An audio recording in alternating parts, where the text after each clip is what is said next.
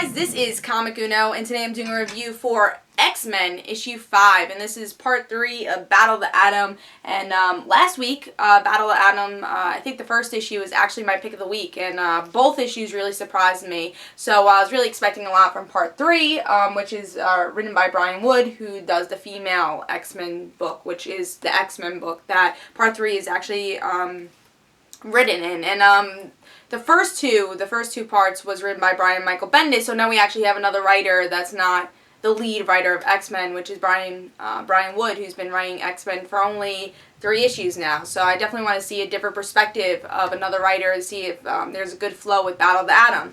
But before I start talking about Battle of the Atom, just want to give you guys a couple updates. First update is I am going to New York Comic Con this year. I go every year. I was thinking maybe I'll do a meetup at New York Comic Con. So if you are going to New York Comic Con, tell me if you're interested in this. And on Tuesday, where I think the panels are going to be announced and all the autograph stuff, I'll make my schedule, tell you guys where I'm going, and I'll make the meetup plans there too. If you guys say yes, that you guys would want to meet up. If I don't get anybody saying yes, I probably won't do it because I don't want to be like standing there and just like no one comes. So please tell me if you're interested in that, and I'll make a schedule for that when I have a video on everything I'm doing at New York Comic Con. Also, I have exclusive comics for Comic Uno episode 13, which is a show where I review all the comics I read this week in one show.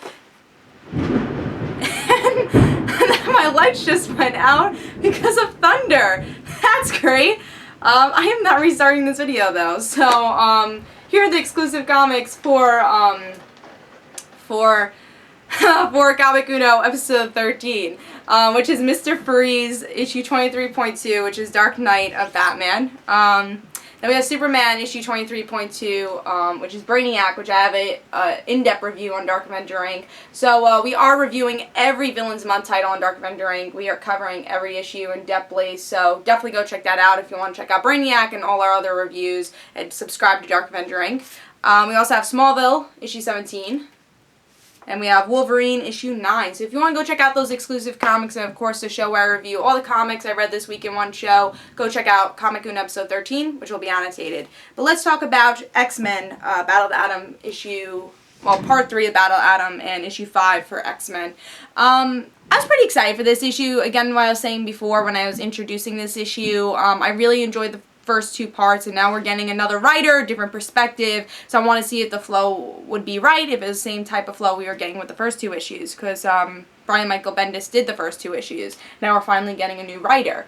The cover's pretty okay. We're getting the same type of style we were getting with those first 2 covers, kind of thin-lined, and also the same style we've been getting with this X-Men title, kind of thin-lined art. So it was okay cover, and I'm still not a big fan of this yellow banner. I don't think it's that flattering, but let's see if I like the story.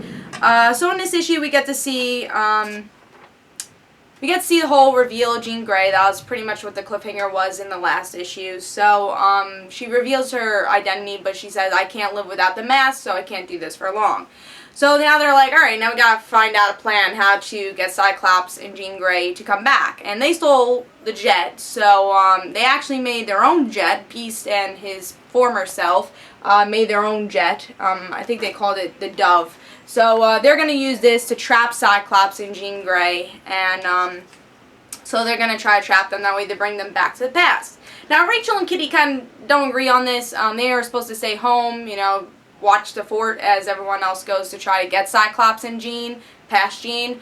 But they both say, you know what, why are we forcing them to do this? They haven't done anything bad. Let's go at least try to talk to the other X-Men, tell them to stop pretty much hoarding them. They really don't have an opportunity to fight against themselves if they're 2 against all the other X-Men. So Kitty and Rachel are going to try to convince the other X-Men about this.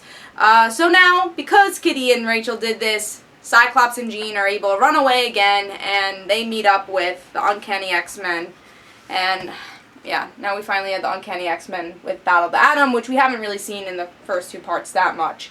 Now we understand how they're going to be combined. I was actually questioning when I was reading this issue, how are the Uncanny X-Men going to be intertwined with this? And finally we get to see them intertwined, and it's never a good thing to team up with this present Cyclops. So we'll see how that works out, and the attitudes of Jean and Cyclops, how that will change. Will they agree with Scott's perspective of mutants, or will they say, alright, maybe we should go back to the past? past. I think that's something that's going to be very interesting with Battle of the Atom. I thought this was a solid issue, kind of a point A to point B issue, nothing really that big. I think with part 1 and part 2, each issue had something big and something like, oh my god, that just happened. With this issue, like I said, it's a point A to point B issue, you know, things happen character-wise, but it's really just Cyclops and Jean running away, and some X-Men agree that they should run away, and some X-Men are like, alright, if the mutant race should survive, we have to bring them back to the past. So it's kind of interesting to see those perspectives, and again, still these future X-Men interact with our present X-Men. But it's just a solid issue. I thought the cliffhanger was okay. We're finally getting the Uncanny X-Men together. You know, it's always interesting to see Scott of the present day interact with these past X-Men, because you don't know what's actually going to happen. You know, he's kind of like the anti-hero character, so it's always interesting to see more of that. But, you know, Cliffhanger's like, oh, okay, that's cool. So it's definitely a solid issue. Art's still the same thing as the X-Men. If you're just reading the X-Men, there is some elements of that X-Men story here.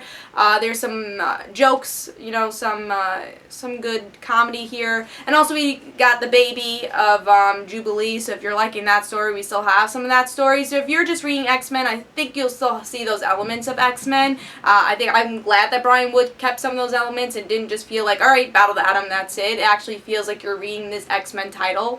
So I thought that was a good idea of what Wood did. I gotta say the funniest part, though, was when Kitty's just yelling at everybody, saying, why are you doing this? Especially you, Wolverine, what are you doing? And Wolverine just gives his face saying, what the hell did I do? I thought that was kind of cool, because that's kind of their relationship. Wolverine's like, I didn't even do anything. Like, why are you accusing me of doing this? So I have to say that was probably the funniest part of this issue, but it was a solid issue. No, there's some good comedy, you know, point A to point B issue. Nothing humongous happens, but I still enjoyed it. It's still a good issue, and hopefully Battle Atom still stays strong to be a good story arc, because I really enjoyed the first 2 parts. So definitely give it 4 stars, pick it up, still a good issue. And even for your X-Men fans, the female X-Men fans, I think you'll enjoy this, because it has those elements here, and actually references issues in the past. But if you haven't been reading X-Men, you won't be lost either. So I like the way they did that. So I hope you guys enjoyed. This is Comic Uno, and I'll see you guys later. Guys, don't forget to follow me on Twitter for Comic Uno and the Rant Situations, and don't forget to like me on Facebook. See you guys later. Bye.